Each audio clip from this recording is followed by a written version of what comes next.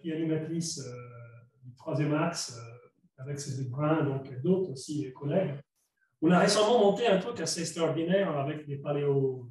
Alors, il y a Christopher Knudsen qui est avec nous, l'Université de Bordeaux. Et on a monté une journée d'études assez expérimentale entre philosophes politiques d'un côté et paléanthropologues, primatologues, autour d'une notion qui est la servitude volontaire. Donc, on a mélangé. On était tous un peu déconcertés, mais je pense que c'est un peu le lieu aussi de déconcertation ici, de dépaysement que l'on cherche à la Maison des sciences de l'homme. Donc, un grand merci, Ricardo. Et voilà, c'est quelque chose que, voilà, qui nous stimule, qui nous. Voilà.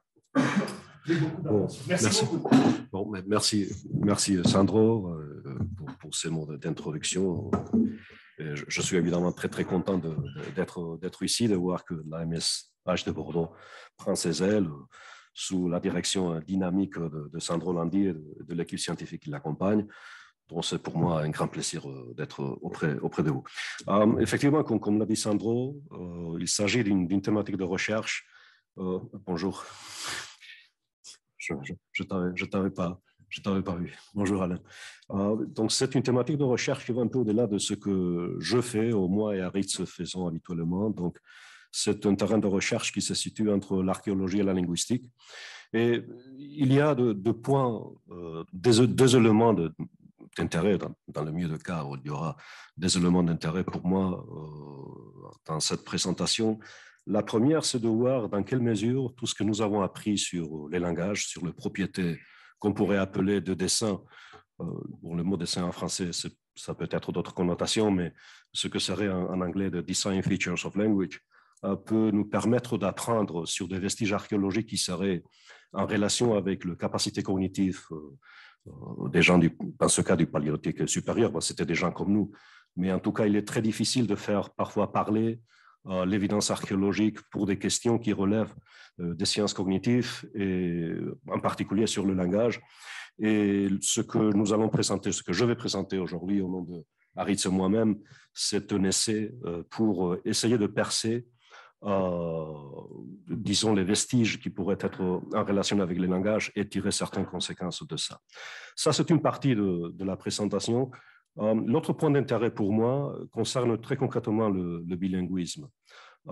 Ce qu'on va présenter aujourd'hui, pas uniquement le vestige archéologique, mais aussi toute la discussion sur ce qu'on appelle en linguistique le bimodalisme, dont le bilinguisme langue orale, langue signée, qui est un type de bilinguisme qui n'a pas reçu une grande attention jusqu'à assez récemment, mais qui pose des questions extrêmement intéressantes, déjà par rapport à aux idées préconçues que nous avons sur les langages de signes.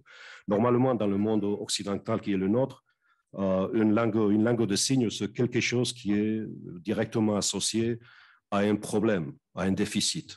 Donc, on n'entend pas, donc on ne peut pas développer une parole, donc on est forcé à utiliser une autre modalité d'expression qui serait les signes. Ça, c'est une vision qui correspond effectivement à beaucoup de cas de figure dans les mondes, disons, occidental, mais qui ne représente pas l'ensemble ou la richesse à laquelle on peut associer les langues des signes et qui ne sont pas nécessairement en relation avec un déficit. Et c'est une autre chose sur laquelle je voudrais parler. En fait, ces particularités de langue des signes qui peuvent être pressants comme partie des répertoires linguistiques des gens qui n'ont aucun problème d'audition dans beaucoup d'endroits du monde, la présence de ces langues de signes est typiquement associée à certaines niches culturelles dont on va parler. Mais ce qui est intéressant, c'est que ça, on peut peut-être, si nous avons raison, le repérer, pas maintenant dans des groupes humains de chasseurs-cueilleurs de notre temps, mais il y a 25 000 ou 28 000 ans aussi. Donc, les langues de signes ont toujours été avec nous, ont toujours été associés à des gens qui avaient d'autres répertoires linguistiques, notamment la parole, très probablement, mais là, il y a un argument de plausibilité que j'essayerai de développer plus tard. Et donc, je crois que c'est une manière d'approcher les langues de signes qui est différente de celle qui constitue notre imaginaire aujourd'hui.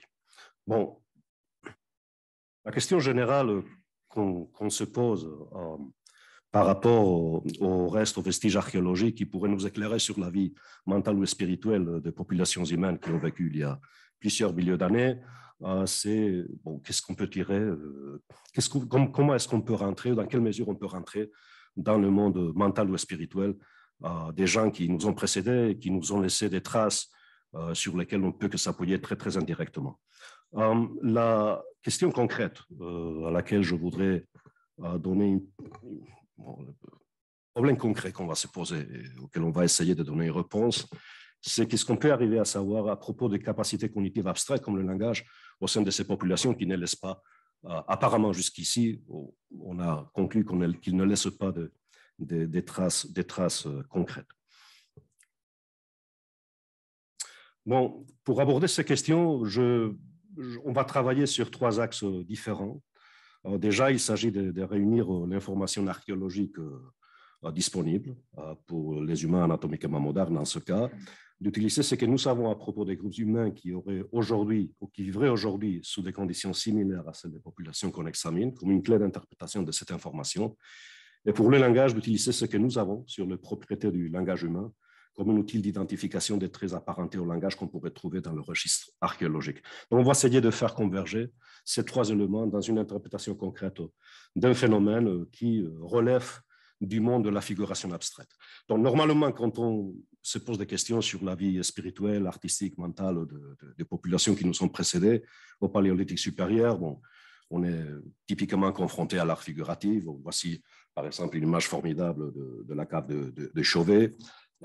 Mais il y a aussi autre type de signes qu'on appelle les signes abstraits et dans lequel, je crois, il est nécessaire de situer les éléments qu'on va essayer d'interpréter plus tard. Je sais que les archéologues regardent ça avec beaucoup de scepticisme. Il y a un livre qui, il y a quelques années, a fait un certain bruit, celui de von Petzinger sur les signes abstraits qu'on pouvait trouver dans l'âge de glace en Europe. Ils sont entre 40 000 et 10 000 années, 370 sites archéologiques qu'elle a repérés, et elle a produit une liste comme celle que vous avez là. Et ces signes abstraits apparaissent dans des endroits extrêmement divers de l'espace eurasiatique. Parfois, on le retrouve chez les populations qui, en principe, on n'imaginerait pas qu'ils auraient de relations, qu'ils seraient arrivés à se connaître, mais on le trouve, on a des échos de signes abstraits dans différents lieux. Ce n'est pas le travail d'aujourd'hui, mais si on regarde ça, disons, avec le regard de quelqu'un qui ferait la linguistique historique, par exemple la linguistique indo-européenne, c'est d'ailleurs ce que von Petzinger fait, comment peut-on expliquer la présence de cette liste récurrente de symboles à travers l'Europe pendant la période du Paléolithique supérieur? C'est la question qu'elle se pose. Et elle donne une réponse que, disons, un linguistique indo-européaniste aurait pu fournir. Donc, ce qui se passe, c'est que certains de ces symboles, très probablement, appartiennent à un système plus large que les humains auraient amené avec eux quand ils ont abandonné l'Afrique et se sont répandus sur le continent. Donc, la raison pour laquelle il y a des échos entre différents signes abstraits de populations qui ne se sont jamais rencontrées, c'est parce qu'il y a un état intérieur, disons, sémiotique, dans lequel ces signes ont leur origine et après, ils se sont répandus en Europe. Donc, c'est une interprétation, disons, linguistique d'un système sémiotique. Ce qui est qu'on pourrait penser appuyer par des trouvailles comme celui de Blombos. Vous voyez un des signes abstraits identifiés dans la liste il y a 73 000 ans en Afrique du Sud. Avec des mets toujours intéressants qui posent des questions sur lesquelles on ne va pas s'étendre aujourd'hui. Donc, le fait par exemple que certains de ces signes abstraits, et ici on a une main sur laquelle on va revenir plus tard, se trouvent sur des périodes qu'on attribuerait plutôt aux Néandertaux et non pas, disons, aux humains anatomiquement modernes. Et cela n'invalide pas nécessairement cette hypothèse, mais en tout cas, c'est une question qu'il faut se poser. Quelle est la relation entre disons, l'homme néandertal et les capacités sémiotiques en général, dans notre cas, les capacités de langage? Je ne vais pas rentrer dans ce débat aujourd'hui, mais peut-être que vous aurez des questions à poser ou des commentaires à faire là-dessus. Un des symboles récurrents observés par von Petzinger et sur beaucoup d'autres archéologues sont des mains. Les mains apparaissent sur des supports pariétaux dans tout le monde, parfois avec des variations culturelles tout à fait particulières. Voici par exemple une main négative à Sulawesi, Indonésie, qui est datée entre 42 000 et 39 000 années avant notre ère. Vous voyez que la main il y a la forme négative de la main, et puis il y a eu un travail de rétrécissement des doigts qui leur donne une forme particulière. Il y a aussi des mains imprimées. Dans ce cas-là, donc, ce qu'on a vu avant, c'était l'image négative d'une main. Il y a aussi des images positives de mains qui sont trempées dans le pigment, puis pressées contre le paroi, c'est un peu ce que les enfants peuvent faire un jour de fête. Par exemple, des mains positives aux périodes gravétiennes, il y a 25 000 années en Chauvet-France.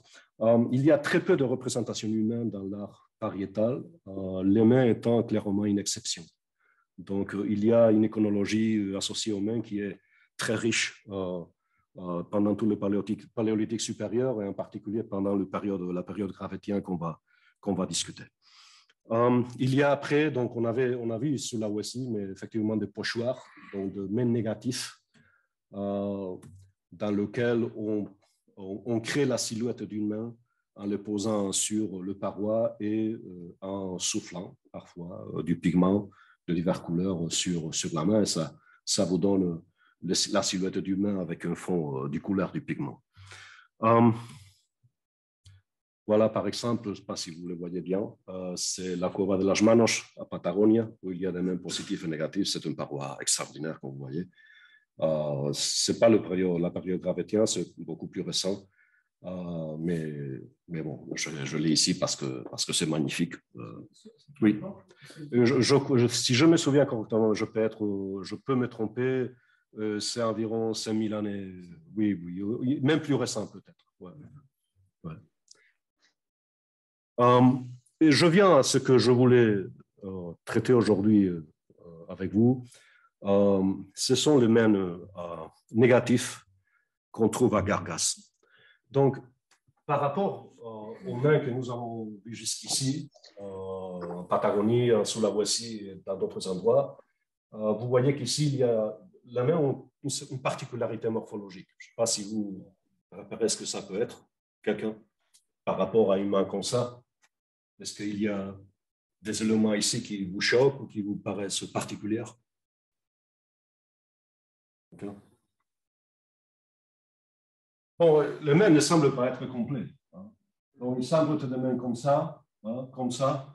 Donc, c'est les mains soi-disant mutilées de Gargas et d'autres caves qui se trouvent des deux côtés des Pyrénées.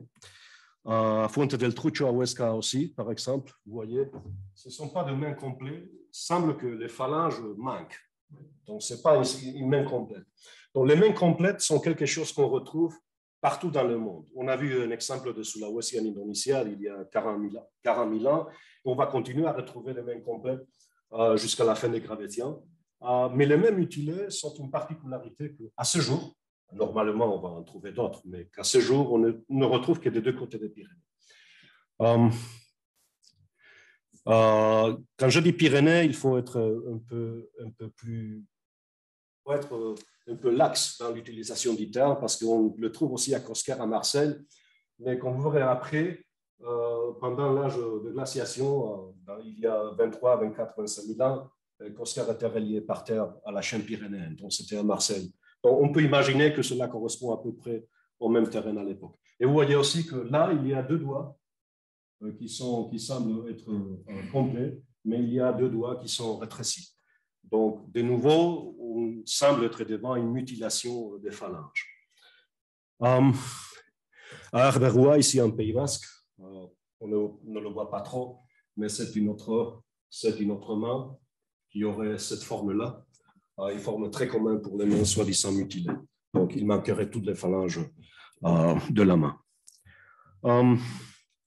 Et ce n'est pas uniquement en Europe. Voici par exemple des mains négatives à Central Queensland, en Australie. Ça va devenir important pour notre discussion plus tard. Ce sont des domaines beaucoup plus récents aussi, d'il y a quelques milliers d'années uniquement. Mais vous voyez,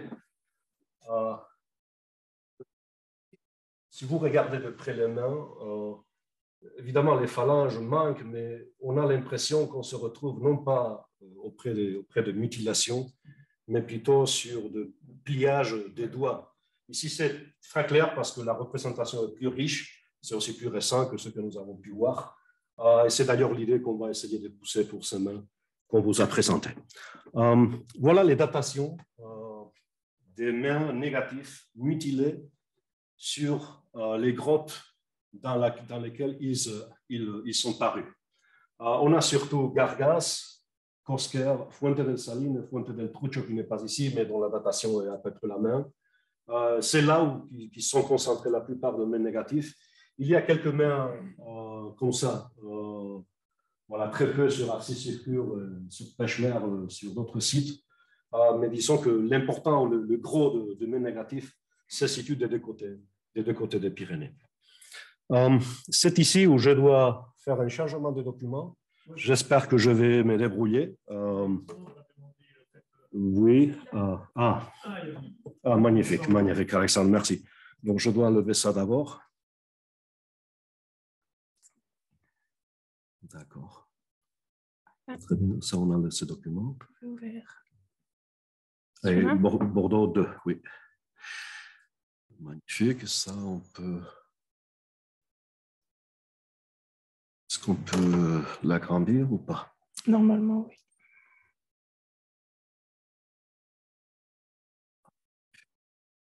Ah, très, très bien, très bien. Merci, merci. Merci beaucoup. Je suis auprès de vous, le handout va être en anglais. C'était trop long pour le remettre en français, mais évidemment, je continuerai à présenter les choses en français. Donc, des doigts qui manquent. Quoi faire de ça? Typiquement, dans la littérature archéologique, pas uniquement, mais typiquement, les hypothèses qui ont eu cours ces dernières décennies sont soit celui d'une perte accidentelle des doigts, typiquement pour des questions du climat, donc les gels de main amèneraient le fait que les phalanges sont perdues, ou soit la mutilation délibérée dans des idées parfois un peu fantasieuses sur des rituels de sacrifices, d'offrandes, même médicinales qu'on peut imaginer, parfois dans cette idée un peu obscure de ce que nos ancêtres avaient envie. Donc, pour être concret, il y a beaucoup de gens qui ont proposé que les mains, donc les doigts manquent, donc les mains mutilées ou avec les doigts manquants sont des mains effectivement manquant de doigts. Et la raison serait tout simplement le gel des phalanges ou sinon des infirmités ou des maladies qui sont associées soit à la mauvaise alimentation, soit au climat extrême de l'époque. Donc, par exemple, donc la maladie des Raynaud qui bloque, qui rétrécit les veines, qui irrigue de sang les mains. Et donc, cela pourrait entraîner la perte de phalanges. Bon, il y a aussi donc cette idée de la mutilation délibérée. Déjà, depuis le travaux pionniers de l'abbé Breuil, qui serait en relation avec des offrandes sacrificielles ou des rites d'initiation. On ne sait pas trop parce que, évidemment, on n'est pas dans le monde, à entrer dans le monde mental de ces gens-là. Mais donc, d'ailleurs, notre travail a été incité par un article en 2018 qui incidait sur la même idée qu'il s'agissait de vraies mutilations. Il y a quelques points de scepticisme qu'on peut proposer contre cette idée. Déjà, c'est le main de tout type d'individus. Donc, il y a des nourrissons dont les mains ont été apposées. Il y a des enfants, il y a des adolescents, il y a des adultes de deux sexes. C'est un peu bizarre que tout le monde partage soit la même maladie, soit que les rituels soi-disant rituel touche tout le monde dans un groupe humain. En réalité, pour moi, cette idée de la mutilation délibérée n'a aucun sens pour un groupe de chasseurs-cueilleurs. Tu n'imagines pas des gens qui se coupent les doigts quand ils doivent aller chasser le jour après. Je me dis, ça n'a aucun sens. Mais pour des raisons que j'ignore, cette idée a été un peu proposée une autre fois. Puis, si on est un peu exquis, on peut après affiner un peu plus. Donc, typiquement, ce qu'on sait sur les mutilations volontaires pour des questions de sacrifice, pour des mourning, comment vous dites ça en français? Mourning. Quand quelqu'un est mort et on le pleure, le deuil. Pour des questions de deuil, pour des questions médicales, aussi pour les mariages, etc. On connaît des rituels de mutilation volontaire, mais ils commencent toujours par la dernière phalange du petit doigt. Et normalement, ça ne va pas au-delà, parce que, écoute, les doigts, c'est quelque chose de cher. Donc, on coupe la dernière phalange du petit doigt, et ce n'est pas ce qu'on voit ici. Ce qu'on voit ici, c'est que n'importe quelle phalange peut être manquante, parfois plusieurs phalanges, parfois toutes les phalanges, sauf la pousse, un élément aussi intéressant sur lequel peut-être on reviendra. Donc, ça ne ressemble pas à une mutilation délibérée. Puis, on sait, par des gens qui ont regardé ces mains négatifs attentivement, qu'on peut parfois détecter le fait que ce qu'on voit, si vous vous souvenez par exemple de la cave au Patagonie, excusez-moi, non, celui d'Australie, on voyait là clairement, on avait cette impression que le doigt ne manquait pas exactement en phalange, mais qu'il y avait une sorte d'ombre de doigt qui continuait et qui semble représenter, qui semble correspondre à une main qui a été rétrécie ou qui a été pliée. Donc, il y a aussi ça. Il y a aussi le fait que beaucoup de ces mains négatives ont été répliquées expérimentalement avec des doigts pliés.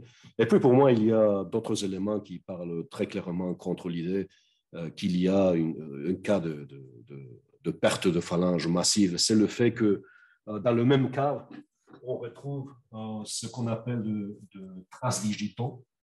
Donc, ce sont des traces qu'on fait dans le paroi en posant les doigts et en les mouvant sur le paroi. Comme ça, on laisse des traces de doigts.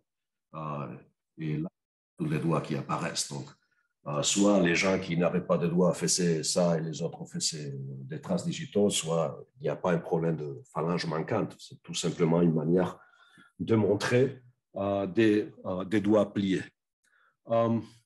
Et puis, il est aussi intéressant que dans le peu de représentations des gens qu'on a, par exemple de Vénus, des choses comme ça, on ne voit pas d'amputation de doigts, par exemple, dans ces images. Donc, la conclusion, c'est que pour nous, au moins, il n'y a pas d'évidence que les doigts dans les mains négatives correspondent à des vrais doigts manquants. L'évidence suggeste plutôt un pliage de doigts. Et donc, notre hypothèse, c'est d'ailleurs, reprend une idée de Leroy Gourhan, qu'il y avait une connexion entre les mains négatifs. Et bon, on a mis la sign languages, langue des signes. En réalité, Leroy Gourhan avait parlé de code signé.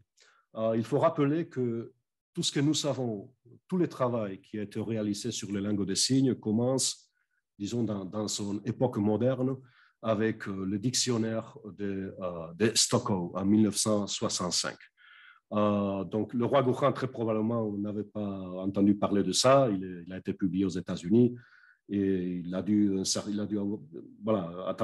attendre un certain temps pour que l'idée prenne. Et donc, en tout cas, le roi Gourhan avait cette vision qu'il y avait une sorte de code transmis par des signaux derrière ces mains mutilées. Et donc, notre proposition, c'est en profitant de tout ce qui a été réalisé autour des langues des signes, c'est de proposer que derrière ces configurations phalanges manquantes ou aux doigts manquantes, il y a en réalité des formatifs des langues des signes. Qu'est-ce que je veux dire par formatif? Je vais faire un petit excursus sur les langues des signes. Donc, si vous prenez un livre sur les langues des signes, vous allez avoir plusieurs chapitres sur la phonologie des langues des signes. ce qui semble une contradiction, parce que les langues de signes, on ne parle pas. On le fait on s'exprime à travers des signes.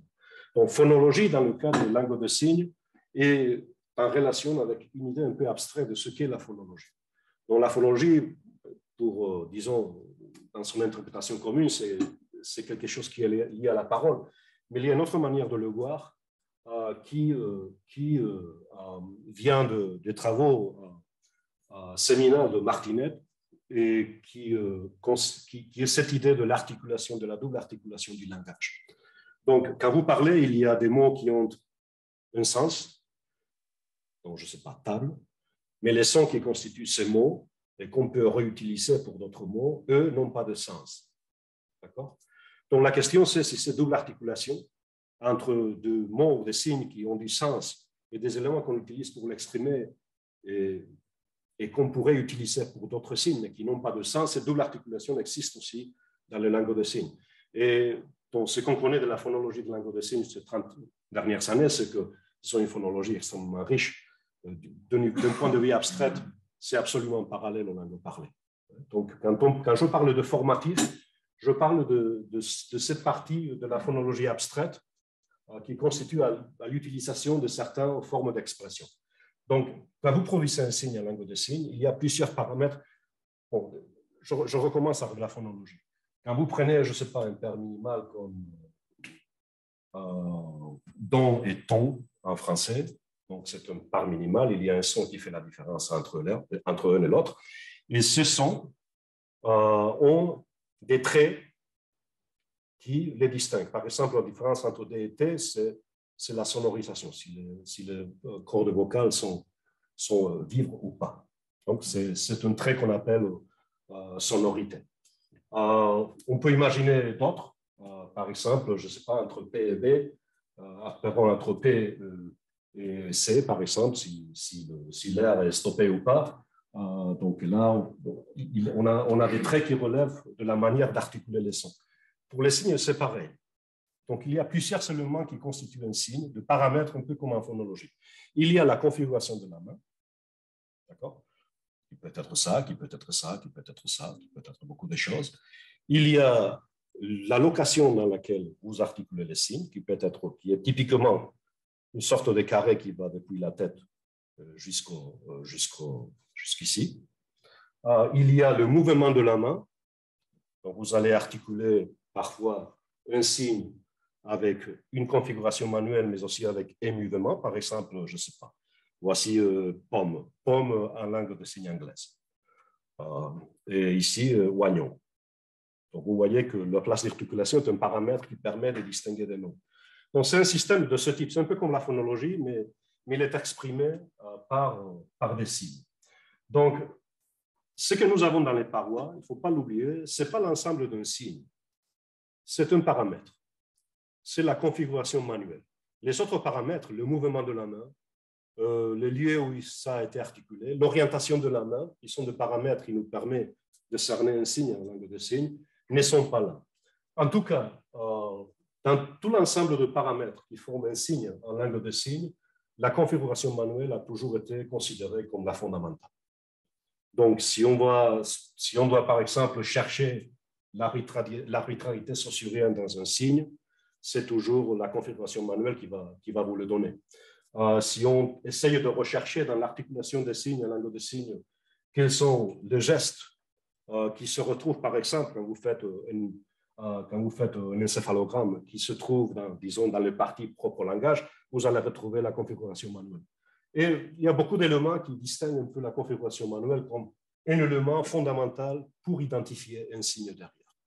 Donc, si vous allez représenter un signe manuel dans une paroi, la configuration manuelle est l'élément idéal d'un signe. Est-ce que la chose est à peu près comprise? Donc, les signes des langues de signes sont plus complexes que la configuration manuelle, mais la configuration manuelle est l'élément, si vous voulez, fondamental qui permet d'identifier un signe. OK.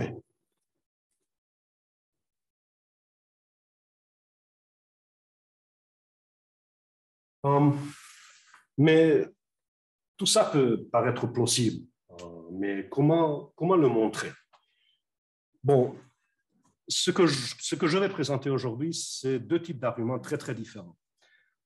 et qui peut-être ne sont pas des knockdowns, mais je crois que ce sont des arguments pour la plausibilité de cette idée qui sont assez fortes.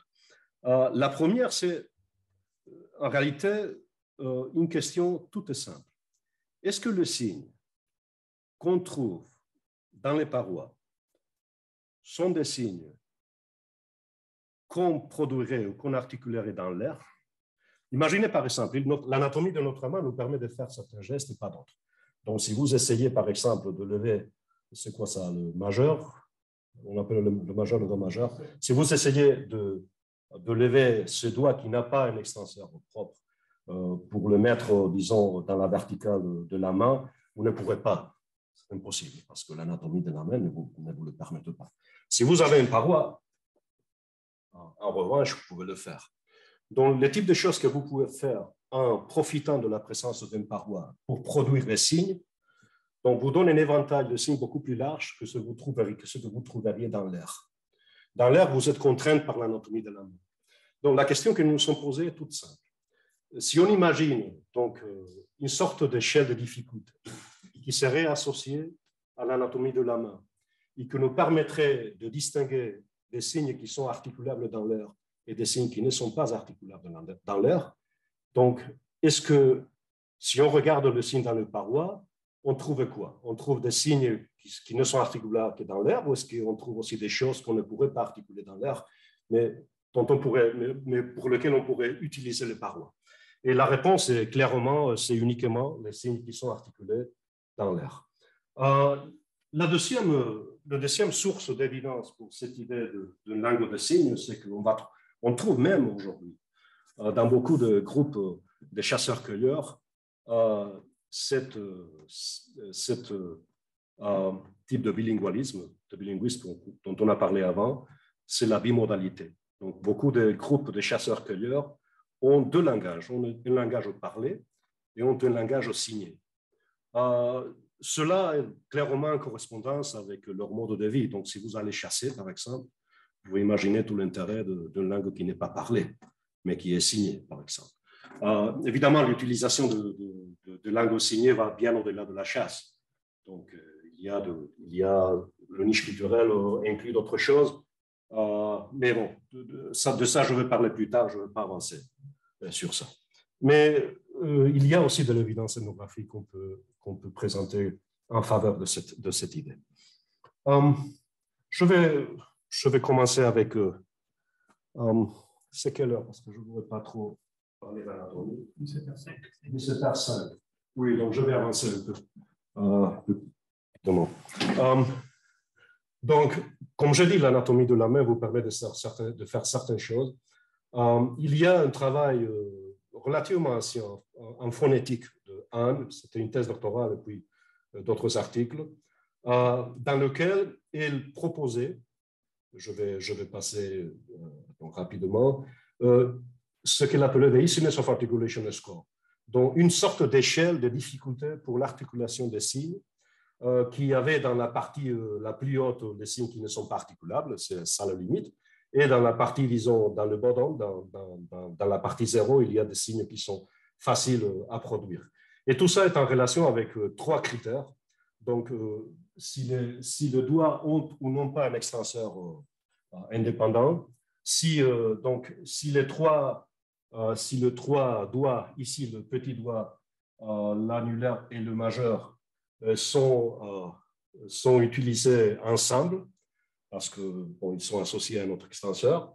Et finalement, s'il y a une opposition des muscles dans le doigt sélectionné, je ne vais pas parler de ça, mais finalement, cela donne une sorte de formule pour calculer la difficulté, dans lequel bon, on a 0 qui serait très facile, on a 2 qui seraient articulables, et puis vous avez les 4 qui sont des signes non articulables.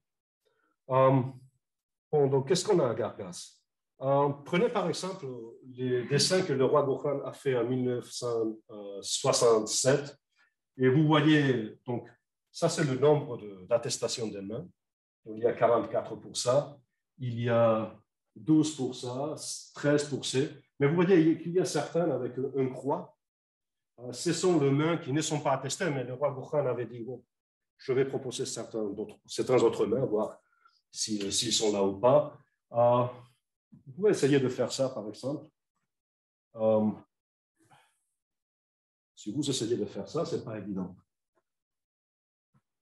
Pas parce que l'annulaire n'a pas un extenseur indépendant, donc vous ne pouvez pas étendre ça sans étendre aussi le petit doigt. Donc, il y a certaines choses qui sont contraintes par l'anatomie des mains et qu'on pourrait imaginer de trouver dans les parois si les parois étaient utilisées comme un élément d'articulation. Mais comme vous voyez, ce n'est pas le cas. Donc, cela correspondrait à 1/4 dans l'échelle de Hahn. Donc, ça, c'est donc les mains qui étaient relevées par le roi Gouchan. Et vous voyez que tout ce qui serait dans le niveau 4, tout simplement n'existe pas. Bon, ça, c'est le corpus des mains qu'on a recueillis. Je vais passer par ça. C'est vraiment un aire culturel dans lequel on trouve, par exemple, des colliers, des coquillages dont l'origine est dans la mer ici, ou des silex qui ont été ramenés des Pyrénées. Donc, on a dernièrement, il y a quelques mois, rentré 68 nouveaux mêmes négatifs dans la liste de le roi Gouchan, et on a appliqué exactement le même algorithme. Et comme vous voyez, les mains qui seraient dans l'échelle 4 ne sont pas attestées. Donc, la conclusion est tout simplement que seulement les mains qui sont articulables dans l'air apparaissent comme des signes dans les parois du période gravétien. Voilà. Et donc, cela, je crois, pointe vers une correspondance entre le nez négatif, le pochoir, et un langage de signes. Avant d'y aller, de continuer, est-ce qu'il y a des questions sur cette partie?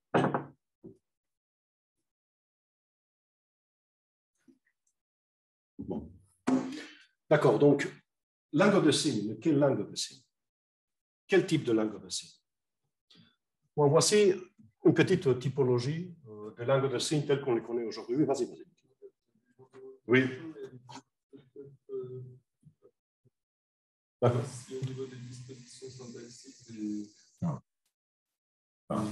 Pour le moment, rien. Mais moi, je crois qu'on n'aura jamais... Bon, on va reparler un peu plus tard. Donc, quel type de langue de signes? Voilà une petite typologie de langue de signes. On va oublier le code de signes. Donc, les choses comme ça, aujourd'hui, ça n'a aucun intérêt, mais on va se contraster sur les langues de signes. Et on a deux grands groupes de langues de signes. Il y a ce qu'on appelle les langues de signes primaires qui sont associées d'une manière ou d'une autre à un problème d'audition. Donc, ce sont des langues de signes, par exemple, la langue de signes française ou italienne ou américaine, qui est parlée par des gens qui ont un déficit auditif et qui ont appris la langue parfois dans une école qui est spécifique aux enfants sourds. Donc, ça serait les langues des signes primaires non partagées. Non partagées, ça veut dire qu'ils ne sont pas partagées par les sourds et par les gens qui ont la parole. Mais dans beaucoup d'endroits du monde, vous avez les langues des signes primaires partagées. Donc, typiquement, il s'agit de petits villages, parfois, où il y a une affection, disons, il y a une mutation génétique qui fait que les problèmes de surdité sont relativement répandus dans la population. Et donc, les gens qui n'ont pas, puisque les langues des signes, c'est la langue de communication de ces gens-là, même les gens qui ne sont pas sourds, qui n'ont pas de problème d'audition, ont appris d'une manière ou d'une autre et à différentes échelles à utiliser les langues des signes. Et donc, évidemment, pour les signes, pour les langues des signes qui pourraient être derrière, donc le négatif des parois gravétiens, bon, les dispositifs scolaires ne semblent pas particulièrement intuitifs. Et on pourrait se questionner sur la possibilité d'une population qui aurait, par exemple, une mutation génétique qui ferait qu'il y a une incidence de la surdité très grande. Mais il y a plusieurs raisons pour ne pas accepter cette hypothèse. Donc, déjà, de petites populations avec ce genre de ratio gène mutation sont extrêmement sensibles à les variations. Par exemple, je pense au cas de Martha's Vineyard, au Massachusetts, dans lequel il y a eu une population qui parlait une langue de signes partagée avec des gens qui avaient le langage oral, et qui a duré entre 1600 et 1900 et quelques.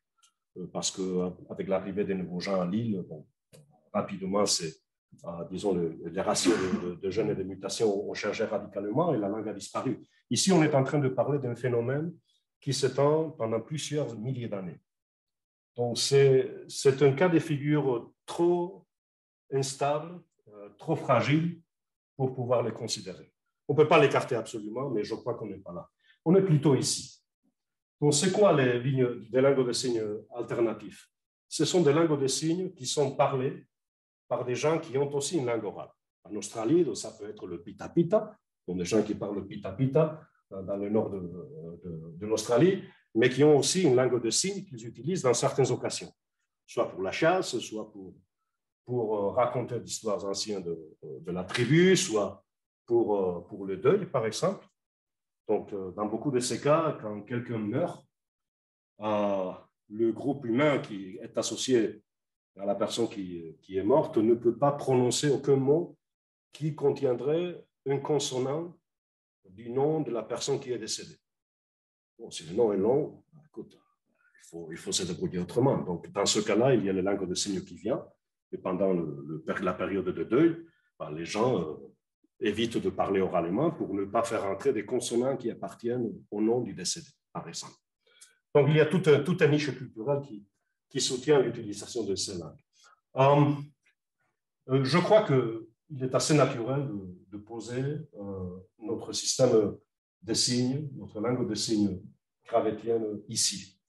La différenciation entre bimodalisme précoce et bimodalisme tardif, bon, je ne vais pas rentrer là. Je vais... Bon, d'autres exemples de langues de signes alternatives, mais je ne suis pas particulièrement convaincu de leur intérêt. Mais ici, oui. Donc, pour vous donner quelques exemples de langues de signes alternatives, il y a une langue de signes, le Plains Indian, qui est parlée par environ une quarantaine de tribus qui habitent entre le Rocky Mountains et la côte est. Et il y a aussi, excusez-moi, en Australie, beaucoup de langues, beaucoup de groupes humains qui ont, comme je dis, une langue de signes, une langue parlée. Voilà la nation Arikara et Rachenberg qui est en train de parler en langue de signes. Je vais me centrer sur le travail de Davis. Donc, il y a des signeurs d'au moins 40 distinctes langues parlées, de différentes familles, d'Algonquin, Athabascan, Caddoan, etc., dans cet ensemble central des États-Unis. Donc, ici, il est intéressant parce qu'apparemment, pour l'extension de ce type de langue de signes, il y a des raisons diplomatiques qui ont joué.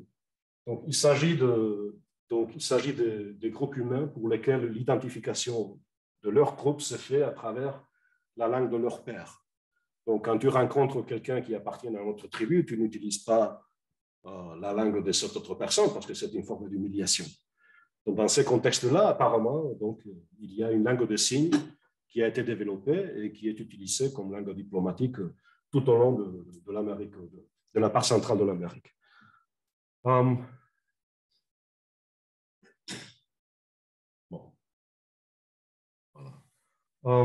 Ce sont des langues qui ont une structure phonologique tout à fait développée, qui ont une utilisation de noms manuels assez restrictifs, ce qui est intéressant. Donc, dans le langue de signes, il y a deux articulateurs, parfois, une ou deux articulateurs. Il y a aussi l'accompagnement du geste par le visage. Typiquement, beaucoup de propriétés que chez nous s'expriment à travers l'intonation, par exemple des questions, etc., se font avec des gestes faciaux. Ces langues alternatives, et c'est une différence par rapport aux langues primaires, ne sont pas aussi riches que les langues primaires. Donc, apparemment, il n'y a pas trop d'utilisation de visage dans le signe. ce qui est intéressant, si vous voulez, projeter un signe dans une paroi. Moins il y aura de variables autour pour compléter les signes, plus il sera transparent à l'interprétation. Et il y a une proportion assez grande de signes qui se font avec une seule main. Donc, ce qui permet aussi dans l'identification, dans la transparence des signes. Ce sont typiquement de langues dans lesquelles la langue parlée laisse sa trace. Donc, par exemple, voilà donc, le chaman, le nom chaman ou le homme médecine. En langue de signes, c'est la même langue de signes, mais la langue de signes produite par les Kiowa et la langue de signes produite par Ojibwe. Donc, en Ojibwe, l'adjectif précède le nom. Et vous voyez que l'ordre de signes qui constitue quelque chose comme grand esprit, et c'est lui du Ojibwe, tandis qu'au Kiowa, c'est le nom qui précède l'adjectif, et l'ordre de signes, c'est exactement le même. Donc, il y a clairement un effet de contact entre les langues parlées et les langues signées. C'est de même pour les langues australiennes. De nouveau, il n'y a pas d'usage d'action gestuelle avec le visage. La plupart des signes sont réalisés par une seule main. Et, ce qui est très important pour nous, comme on dit. Donc, c'est absolument irrélevant si la main utilisée est la gauche ou la droite. La plupart, sinon toutes les mains qu'on trouve dans les parois sont de main gauche. D'accord? On peut imaginer des gens qui utilisent la main droite pour amener des pigments, pour 1000 choses. Ils sont droitiers, la plupart. Donc, ils utilisent la main, si c'est le cas, ils utilisent la main gauche pour la mettre sur les parois. Et donc, ils créent la forme de la configuration manuelle. Ce qui est important dans ce type de langue, à différence des langues primaires, c'est que disons le paramètre gauche-droite n'a aucune conséquence pour les signes. Et ce qui est aussi très important, à l'inverse des langues signées primaires, les locations dans lesquelles tu articules les formes est ce qu'on appelle neutral space. Donc, c'est un espace qui est juste ici, dans la poitrine. Normalement, dans la langue primaire, tu utilises un espace beaucoup plus riche. Typiquement, plus le geste est complexe, tu utilises soit la tête, soit le visage, soit les yeux, etc. Mais dans ces langues alternatives, donc l'espace est très, très réduit et c'est ce qu'on appelle l'espace neutral. Donc, ce qui enlève aussi beaucoup de la complexité aux signes articulés et ce qui donc facilite la projection sur une paroi. Et ça, on l'a vu déjà. Bon, c'est en plus partagé par les hommes et par les femmes. Rappelez-vous que c'est peut-être aller trop loin, mais que dans les caves du Gravettien, il y a des signes de toutes sortes d'individus, d'hommes et de femmes. Et bon, ça, je vais le passer. Je vais terminer avec un autre élément qui nous paraît important. Et c'est que dans beaucoup de cas, en particulier en Australie, c'est les langues signées alternatives qu'on utilise avec les langues parlées ont laissé aussi des traces dans les parois. On a vu un exemple avant. Il y a une étude de Walsh, une des premières études sur cette question, qui a fait identifier donc, la correspondance entre les signes parlés, entre les signes utilisés aujourd'hui et des signes apposés sur les parois. Donc, il y a là aussi une connexion forte entre l'utilisation de ces langues alternatives signées et leur projection dans les parois dans ce groupe de chasseurs-cueilleurs. Et voilà tout. Donc, ce sont des arguments de plausibilité qui nous permettent de conclure, évidemment de manière temporaire, que les mains négatives qu'on retrouve dans les caves du Gravettien sont des traces d'une langue signée alternative. Et je reviens un peu à la question d'avant. Si c'est le cas, on a des traces de langue signée d'il y a 25 000, 28 000 ans, qui très probablement allaient avec les langues parlées. Donc, cette idée d'associer les langues signées avec un handicap, c'est peut-être pas la bonne manière de regarder les langues des signes. Ils étaient là depuis longtemps et ils étaient utilisés, comme ils le sont aujourd'hui, ensemble avec des langues parlées. Et voilà les conclusions principales de ces travaux pour le moment. Merci.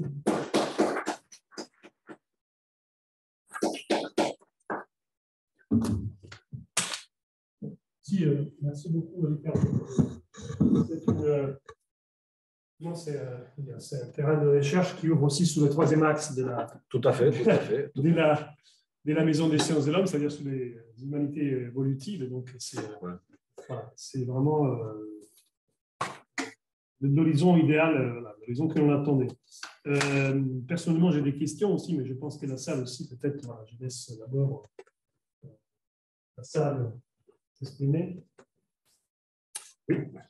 On n'a pas de micro, peut-être. Non, il n'y a pas de souci. Voilà, c'est bon. Comment vous expliquez en fait l'absence de signe D qui est facilement articulable ou de signes en fait sans justement le pouce qui sont tout à fait faciles à faire? Alors, pour moi, ce sont donc deux questions différentes. Il y a la question de la pousse. La pousse est une vraie question parce qu'on pourrait imaginer d'autres signes qui n'ont pas les pouces étendus. Donc, comme vous l'avez fait, ça pourrait être ça. Bon, apparemment, il y a 2 ou 3 signes qui sont comme ça, mais qui ne sont pas dans les corpus de Leroy Gourhan. Mais quand même, il y a, je crois, une vraie question sur le caractère étendu de la pousse. Alors, si on revoit tous les signes qu'on a recensés jusqu'ici, donc ce qui paraît, c'est ce qu'on appelle en langue de signes la configuration Y, dont le horn symbole. Donc, basiquement, ça vous donne quelque chose entre deux doigts étendus, à peu près. Et apparemment, la plupart des signes, sauf celui-ci, mais qui est général, comme on l'a vu avant, ça c'est général dans tous les parois entre l'Indonésie et l'Europe, entre 40 000 ans et 20 000 ans.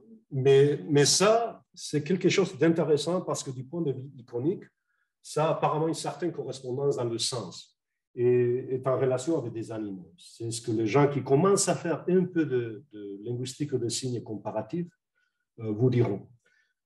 Je me souviens d'avoir lu un papier en 2011 d'un phonologue qui faisait la langue de signes qui disait bon, on pourrait imaginer des familles de signes comme ça qui n'existent pas dans le langage de signes américain, mais qu'on pourrait parfaitement imaginer pour d'autres langues de signes.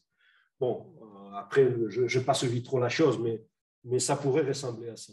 Donc, la pousse, moi, je croyais au tout début que la pousse était là tout simplement peut-être pour appuyer la main et qu'on pourrait imaginer que la pousse était restée à l'écart des calculs pour la construction du signe. Je crois maintenant qu'il est tout simplement un signe phonologique. C'est un trait phonologique qui est très probablement lié à la famille des signes qu'on veut faire projeter dans les parois. C'est ce que ça veut dire, évidemment, c'est autre question, je ne rentre pas là. Mais en tout cas, pour rebondir sur ce que je viens de dire, et puis je reviendrai vers l'autre main, bon, je vous réponds rapidement pour l'autre main. On est devant une liste ou un répertoire qui est limité, mais conditionné par ce qu'on retrouve. Je veux dire, on pourrait imaginer peut-être d'autres signes. Pour moi, ce qui est important, c'est que ce qui n'est pas articulable n'est pas là. Pour moi, c'est la condition fondamentale de l'argument. Après, on pourrait imaginer des choses qui sont articulables, mais qui ne sont pas là. Mais ça peut correspondre soit à la nature fermée du système sémiotique qui est projeté dans la paroi, soit à l'absence de données, parce que je suis certain qu'il y a d'autres choses comme ça dans le monde, mais on n'a pas trouvé pour le moment. Ça, c'est une chose. Après, donc, je vous recommande très fortement le papier de Leroy Gourhan sur Gargas, qui est magnifique, très, très joli. Et il faisait cette comparaison entre le déploiement de signes de mains négatifs dans la structure de la cave et ce qu'on retrouve dans d'autres caves pyrénéens concernant le déploiement des images d'animaux. Et apparemment, il y a une sorte de parallélisme dans le déploiement d'un type de signe avec de regroupement de signes par zone. Et c'est qu'on pourrait déceler aussi dans la structure pictorique ou iconique des caves dans lesquelles il y a représentation d'animaux. Et il a un parallélisme très, très joli entre, par exemple, les nombres très hauts des mains comme ça et les nombres très hauts de représentation pictorique du bison, je crois. Bon, qui sait, je veux dire. Mais les parallélismes sont vraiment intéressants.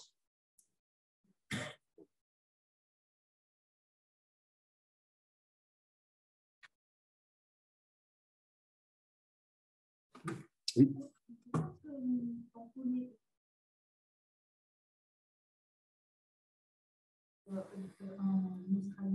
Oui.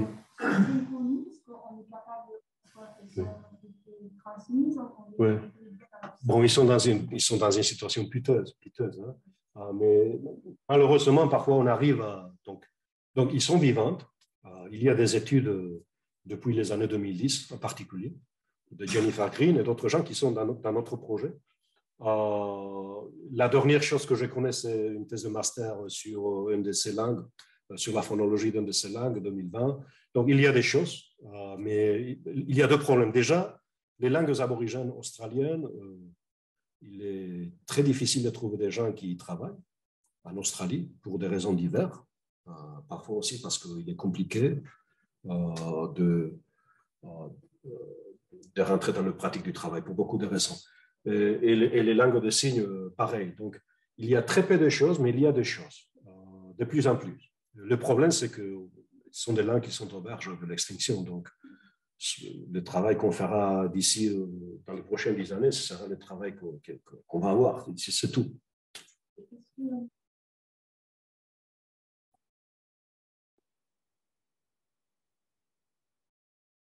Non, je ne crois pas. Non. Donc, la semaine dernière, j'étais dans l'attribution de la médaille de bronze à un chercheur CNRS qui travaille sur les langues de signes.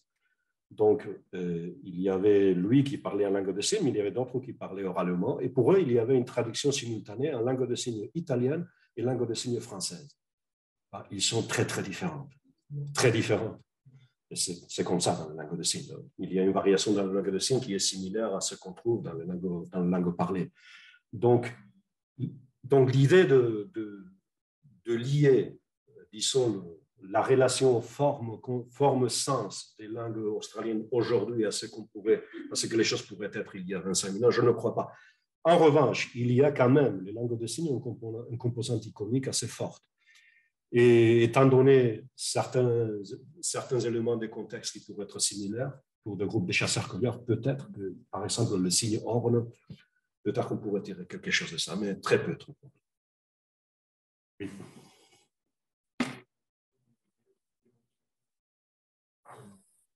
De langue, est-ce que ça remontera jusqu'à la piste de cette époque-là, c'est pas gagné?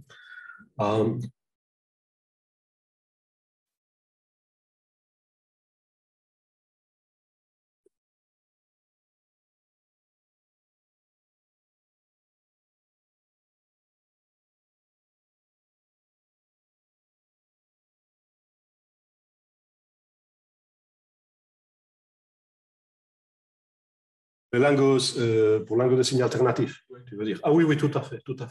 Oui, là, tu peux le trouver à YouTube même. Donc, des gens qui racontent des histoires de leur groupe, les ancêtres, etc.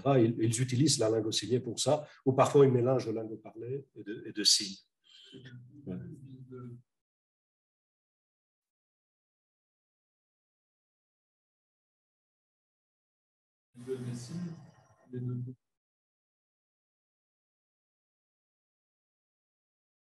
De ces langues-là, oui, bien sûr. Bien sûr. C'est un travail à faire. Après, tout ce que nous pourrons dire sur les groupes humains modernes sera un peu hypothétique, en tout cas. Pour moi, ce qui est important, le but de ce travail n'est pas tant Déjà, la première question, c'est est-ce qu'il y a un langage derrière ou pas? C'est la question basique. Après, on pourra rentrer sur d'autres choses, mais c'est la question basique. On travaille là. Donc, une des questions sur laquelle on s'est penché pour les mois qui viennent, c'est de voir la relation entre les divers types d'individus, nourrissons, enfants par exemple, et les configurations manuelles. Voilà une question toute bête. On sait que dans les processus d'apprentissage des langues signées, les enfants commencent par des choses qui sont relativement simples du point de vue articulatoire. Est-ce qu'on peut trouver des tendances de ce type en rapport avec l'âge de production de ces signes? Parce qu'on peut voir dans les mains, il faut voir que c'est un main de nourrisson, d'enfant. Donc, est-ce qu'il y a des corrélations de ce type? S'il y en a, c'est déjà quelque chose. Un autre type d'argument. Donc, disons que les signes qu'on trouve auprès de petits-enfants sont ce qu'on pourrait attendre d'un processus d'acquisition normal, par exemple. Voilà le type de questions qu'on est en train de se poser, d'essayer de répondre pour voir si derrière ça, il y a un langage. Parce qu'on pourrait imaginer d'autres choses.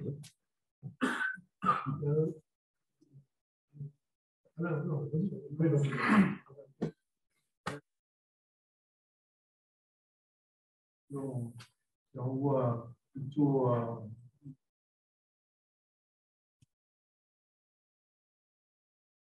c'est pas très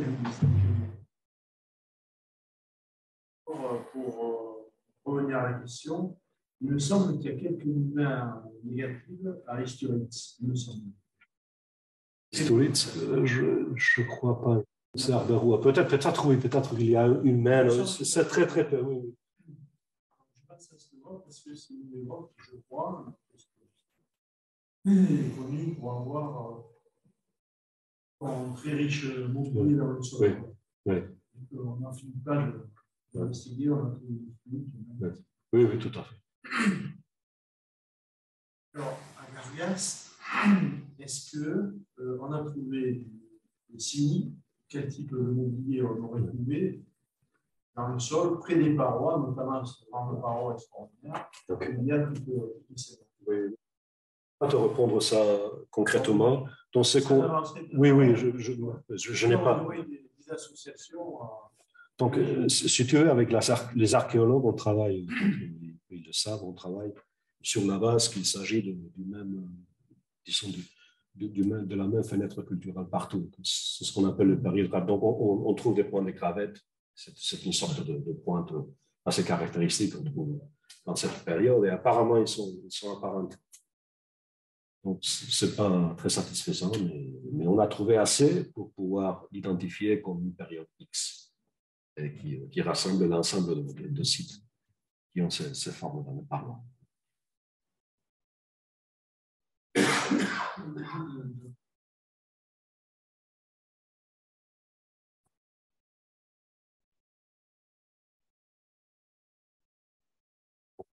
Allons pas à pas. Je crois que la première chose à faire, c'est déjà de faire un peu comment dire, le comparatif parmi les signes qui sont dans les parois. Déjà, par exemple, de voir si ce qu'on trouve à Fuente del Trucho, à Fuente del Salín, c'est le même main, déjà, la même configuration de main.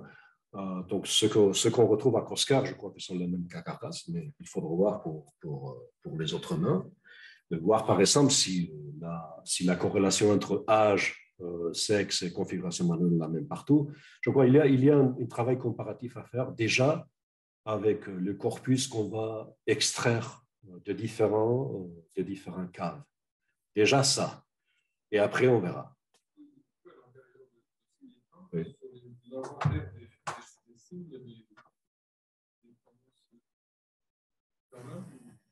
Par rapport à la correspondance, disons, âge, signe, etc., c'est à voir. Oui, tout à fait. Je vais pas revenir, mais bon, c'est trop loin, mais si vous regardez, par exemple, je peux le mettre disponible, si je suis d'accord. Mais par exemple, dans le main relevé par le roi Gourhan, cette geste-là, c'est presque 50% de tous les gestes. Et puis, il y a ça, et d'autres gestes qui sont autour de 12-15%, et puis donc, il y a des tendances, il semble relativement répandu dans l'ensemble de cas.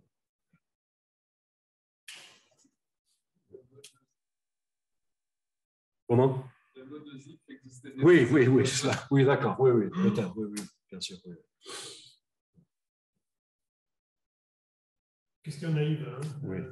Non, oui. Oui, la fille de Christopher. Ah merde, moi. Ou Christopher. Je voulais revenir des interprétations de ces mains négatives. Donc, vraiment, il y aurait deux grandes voies, mais d'une part, soit l'hypothèse de la perte accidentelle des doigts ou bien l'hypothèse de mutilation délibérée. Donc, si je comprends bien, en fait, ces hypothèses-là sont toujours actuelles, puisque vous citez un article de 2018, oui. C'est ça qui développait toujours cette hypothèse. Oui. Et ensuite, il y aurait l'autre grande voie, qui serait la voie initiée par le roi Gourand, oui, qui établit ce lien entre main négative et signe. Ouais. La question pour nous, c'est en reprenant l'idée de le roi Gourand et en le combinant avec tout ce qu'on sait maintenant sur les langues de signes primaires et non primaires, est-ce qu'on peut faire une percée à partir de cette hypothèse qui nous permet de comprendre mieux ce qu'on trouve aux parois. Donc déjà, c'était très préliminaire, mais la première chose qu'il fallait voir, c'est si ces signes sont articulés dans l'air ou pas. C'est la première chose. Donc ça semble être le cas. Et puis, donc, comme je vous l'ai dit, on est en train de se poser d'autres questions. Par exemple, la corrélation entre la configuration manuelle et l'âge des gens qui ont apposé leurs mains là, et voir s'il y a des corrélations par rapport au processus d'acquisition langagier des langues de signes, où on sait qu'il y a certains signes qui sont acquis avant, donc ça par exemple, et d'autres. Donc déjà, il faut voir ça. Donc il y a une myriade de questions autour de ça qui finalement découlent du fait de prendre l'idée générale de le roi Gourand et de les combiner avec tout ce qu'on peut, ou tout ce qu'on a appris sur les langues de signes. C'est un peu l'idée. Moi, je ne crois pas en mutilation. Je veux dire, on peut trouver des mutilations, mais c'est trop riche comme éventail de configurations manuelles pour penser, à mon avis, à une mutilation ou même à la perte. Cite Francesco D'Enrico un jour pour lui raconter cette histoire, et il nous disait, bon, le gel, écoute, il y a des Inuits qui passent des heures à pêcher là, ils ne perdent pas les phalanges. Je veux dire, ce sont des gens qui étaient, puisqu'ils ont survécu, ils étaient certainement préparés pour survivre dans ces conditions-là. Et c'est difficile d'imaginer un groupe humain qui survit avec soit des mutilations délibérées de tous les doigts, ou même avec la perte des phalanges de toute une main comme ça.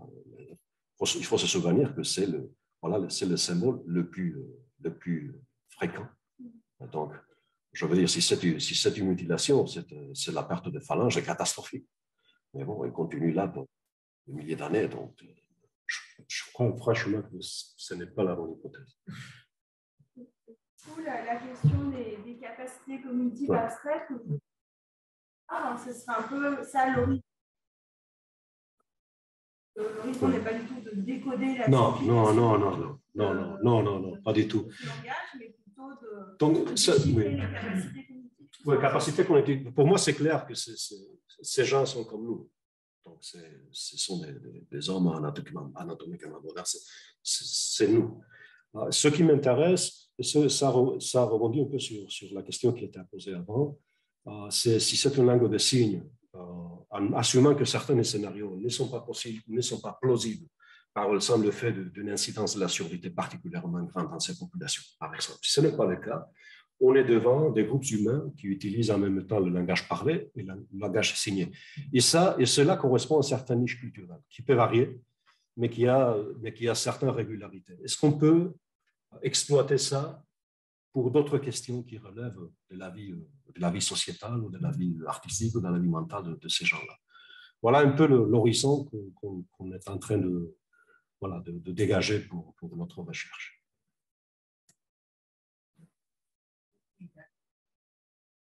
C'est vraiment une question dans le commentaire qui peut-être devient une question. Mais en fait, pour les contextes d'utilisation des mains, il y en a des très très clairs, monastiques. Dans le bibliopropre, on a des mouvements des mains, par exemple, enseignement, comme ça. Il y a d'autres comme ça. Si je regardez, oulala. Et donc, il y a deux autres, peut-être plus récents, et qui n'est pas vraiment bien compris. Et ça veut dire que peut-être certains de ces signes sont cachés, même dans les grottes. C'est pas pour tout le monde de regarder. Ah oui, d'accord, je vois. Et de comprendre. Mais en fait, deux cas modernes, on a les signes des gommes. Oui, tout à fait. Les mouvements comme ça, avec la musique et tout ça, ça communique beaucoup, mais c'est complètement sans communication pour tout le monde. C'est caché, en fait. Voilà. L'autre, c'est un peu bizarre, c'est le jeu de baseball. Si on regarde l'entraîneur, le troisième groupe, il fait toujours le mouvement des mains. Et avec ça, il y a une main qui se fait dumb. Ça veut dire rien. C'est seulement de cacher l'autre. Et ça change de temps en temps. Main droite, main gauche. Mais en fait, il y a une main qui fait beaucoup de mouvements qui ne veut dire rien et c'est l'autre qui communique. Ouais. Et donc, avec ça, on peut communiquer certaines choses pour le jeu. C'est très compliqué. La coordination entre les joueurs. Voilà. Mais je me demande, est-ce qu'il y a vraiment un moyen de dire que la position de ces mains est donc celui qui manque certaines voix dans les grottes qui était important pour la communication ou de dire, en fait, c'est pas pour tout le monde, en fait. C'est pour les gens qui comprennent qu'il y a quelque chose derrière ou caché. Et donc, nous avons certains collègues ici qui font beaucoup de position sur le paroi. Oui, bien sûr. Donc, il y a une personne dans le projet qui est Olga Spey, qui fait un doctorat sur la distribution de ces signes de mains négatifs dans les parois en association avec les autres cellules. C'est un travail qui est en cours. Je vais après dire tous les gens qui sont impliqués dans ce projet, parce que je parlais comme si c'était uniquement moi et Aritz, et ce n'est pas du tout comme ça. Mais pour revenir à la question, pour moi, un élément qui irait un peu à l'encontre de cette vision qu'on retrouve, des signes un peu cachés, non pas à la disposition de tout le monde, c'est le fait que quand on regarde qui a fait le signe, on retrouve, comme je l'avais dit, une sorte d'individus, des enfants, des adolescents, des jeunes, des femmes, d'hommes, des vieux, on retrouvait tout. Donc, si on imagine une sorte d'espace caché pour des apprentissages d'initiation, etc., normalement, cela devrait être ciblé sur certains groupes de gens. Et cela ne semble pas être le cas. Oui. Ah oui, d'accord.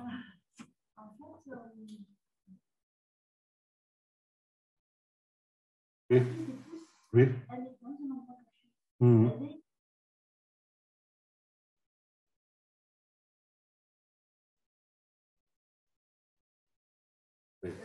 Tout à fait. Tout à fait. Où elles sont localisées d'abord. Hasard ou pas, mais peut-être qu'il y a quand même. Certainement.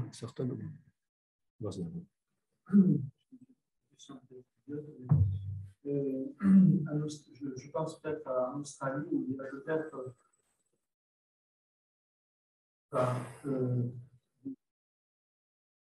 qui ont peut-être encore l'idée sur l'utilisation de sur les parents. Qu'est-ce qu'ils ont dit eux actuellement?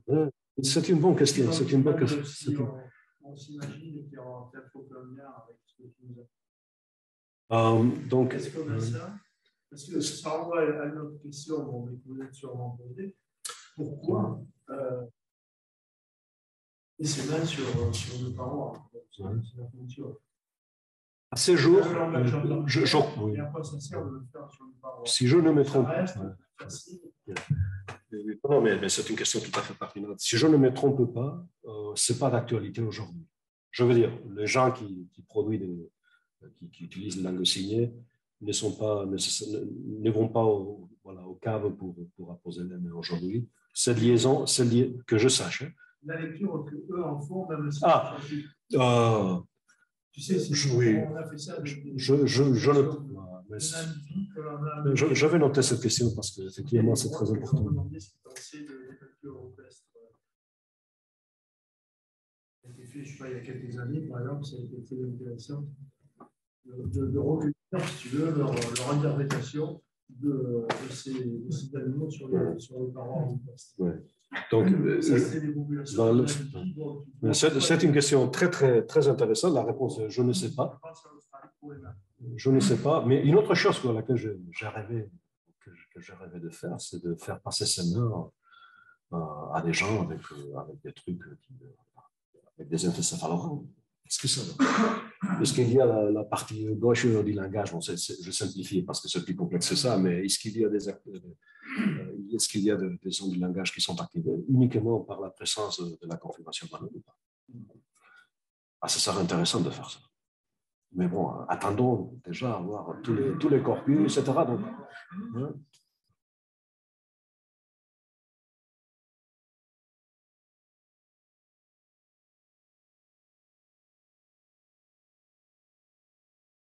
Dans les mangas japonaises, il y a des histoires de combat un peu magiques. Il y a une pratique très courante de signage par les mains dans les combats pour invoquer des sorts ou des pouvoirs ou créer des attaques. Et je pense que c'est des moins symbolique.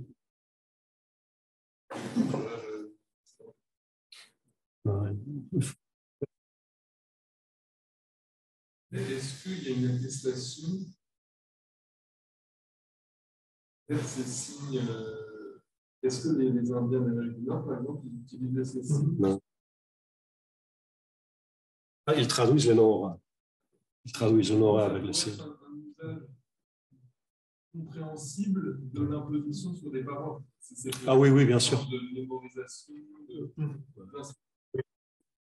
Et en même temps, rappelle-toi que si on regarde la distribution de ces signes, 50% sont comme ça. Ce n'est pas possible que tout le monde s'appelle avec le même nom. Ah oui, oui. Alors ce ne serait pas un nom propre, mais oui, oui, d'accord. Oui, oui, mais totémique, oui, bien sûr. C'est tout à fait possible, c'est tout à fait possible. Mais si tu veux, c'est un peu... Ça ramène à une autre discussion qu'on a trouvée sur ces mers. Donc, l'idée que ce sera des systèmes comptables et non pas du langage. Donc, c'est une manière de compter. Mais c'est une fausse dichotomie parce que les systèmes comptables font partie du langage. Donc, ils ont des noms, ils ont des structures propres, c'est pas grave. Et donc, et les noms, disons, totémiques ou des groupes, etc., sont aussi des noms. Donc, ça fait partie du langage. Donc, c'est tout à fait possible. C'est tout à fait possible. Pour le moment, je n'ai pas d'indice pour dire oui ou non. Et on n'est pas là. On n'est pas là. On est dans une question beaucoup plus simple. Est-ce que derrière ces signes-là, il y a un langage ou pas? Et qu'est-ce qu'on peut mettre sur la table comme évidence pour ça? Bon, déjà, on a ces deux petites sources d'évidence, ethnographique d'une part et phonétique de l'autre. Mais il faut avancer avec d'autres questions qu'on a aussi, qu'on aimerait pouvoir reprendre dans les mois qui viennent. Avant que j'oublie, parce que sinon je vais oublier. Donc, Riccardo Ceppare et Abetzi Rousseau étaient donc, les auteurs. Donc, c'est un papier qui est publié. Donc, la plupart des choses que j'ai racontées ici sont dans un papier que je vous enverrai si vous voulez. Vous pouvez mettre à disposition sur le site VSH. Je dois voir, c'est au Transactions of the Royal Society. Et ils ont c'est pas de je ne sais pas combien de temps. Je dois voir qu'il n'y a pas. Sinon, je vous enverrai mon PDF.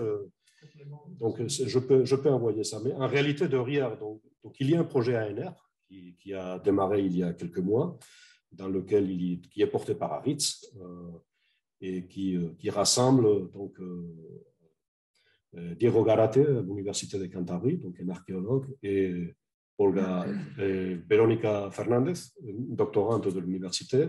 Il y a Aritz avec Olga Espey, une doctorante d'ICAR qui travaille sur la distribution des signes dans les parois. Il y a des gens de l'Université de Saragosse, Pilar Utrilla et Emmanuel Béat.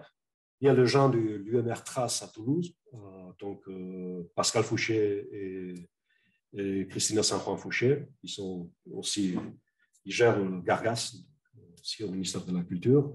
Et puis il y a des gens qui sont en Australie, Jennifer Green qui travaille sur les langues alternatives, Jeffrey Davis, on a vu mentionner pour les langues alternatives Plains Indians. Et je crois que c'est à peu près tout. Mais donc, c'est un travail collectif. Il y a aussi le spécialiste de langue de signes, Carlo Gelacci, au Semeras. Donc, c'est vraiment un groupe interdisciplinaire pour travailler sur ces questions les années qui viennent. Et je suis vraiment ravi de pouvoir travailler avec eux. Voilà. Bon, grand merci alors. Oui, merci à vous.